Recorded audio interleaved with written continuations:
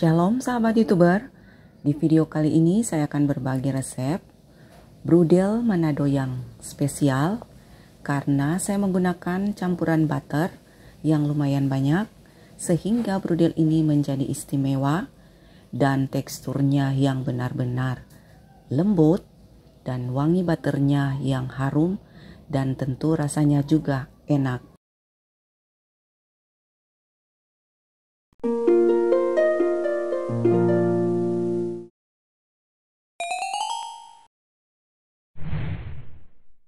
Langsung pada bahan dan proses pembuatannya. Dalam wadah masukkan campuran margarin dan juga butternya. Untuk butter yang saya pakai di resep ini sebanyak 150 gram dan margarin sebanyak 100 gram. Jadi benar-benar kue ini bateri ya. Lalu tambahkan gula pasir sebanyak 320 gram. Kemudian kedua bahan ini saya akan kocok dengan menggunakan mixer dengan kecepatan rendah sampai tekstur dari adonan agak creamy. Selanjutnya masukkan 6 butir telur, tetapi dimasukkan secara bertahap sambil adonan dikocok.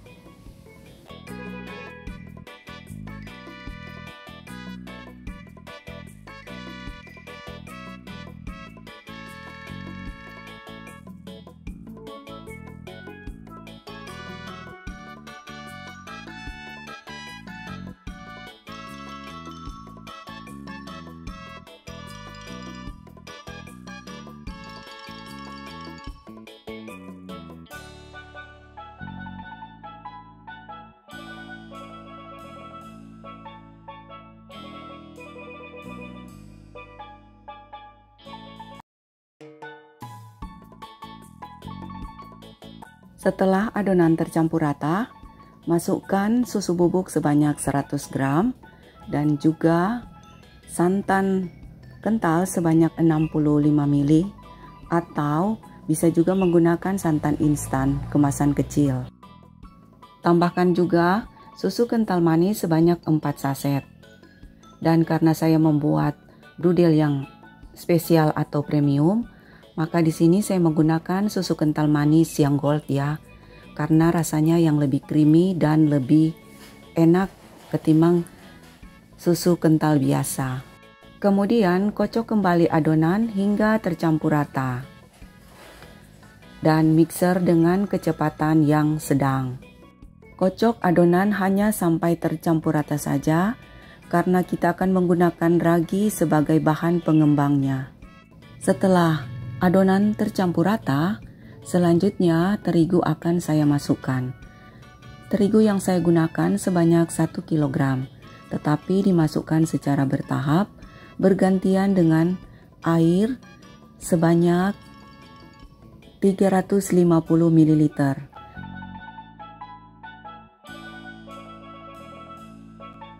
Di video kali ini juga saya akan menjawab beberapa pertanyaan yang pernah ditanyakan beberapa orang di resep brudel yang pernah saya buat sebelumnya. Ada yang menanyakan gunanya santan dimasukkan dalam resep kue brudel ini. Fungsi santan membuat kue lebih wangi dan gurih, dan juga membuat tekstur kue lebih moist dan empuk. Bahkan bisa tahan sampai beberapa hari asal disimpan di dalam wadah tertutup. Ada juga yang bertanya kenapa ketika terigu dimasukkan dan adonan hendak dikocok lagi, adonannya suka naik sampai ke permukaan garpu. Penyebabnya adalah adonan sangat kental.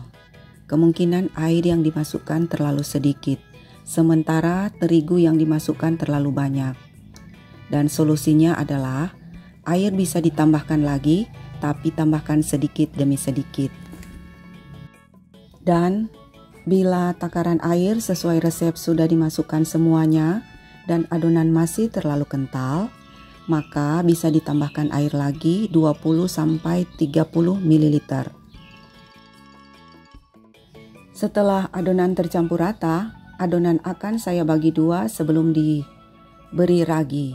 karena saya akan melakukan 2 kali pemanggangan. Setelah dibagi 2, kue yang akan dipanggang pertama kali akan saya beri ragi, sedangkan adonan sisanya kita sisihkan dahulu. Masukkan ragi sebanyak setengah saset ke dalam adonan dan kita mixer lagi dengan kecepatan rendah sekitar 2 menitan.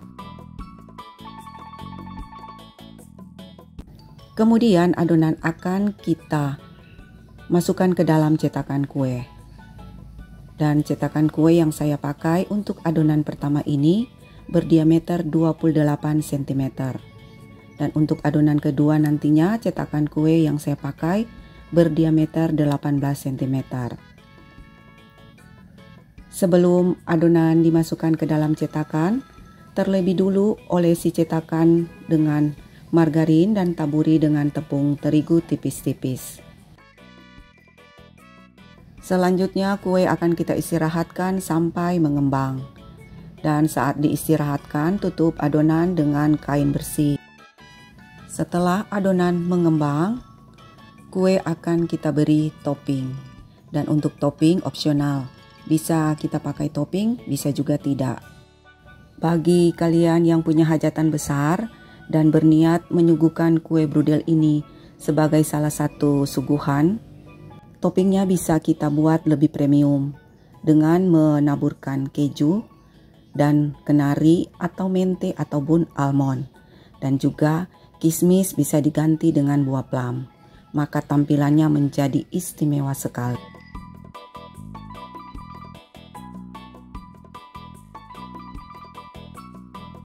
Sambil menyiapkan adonan, panaskan oven sekitar 10 menitan.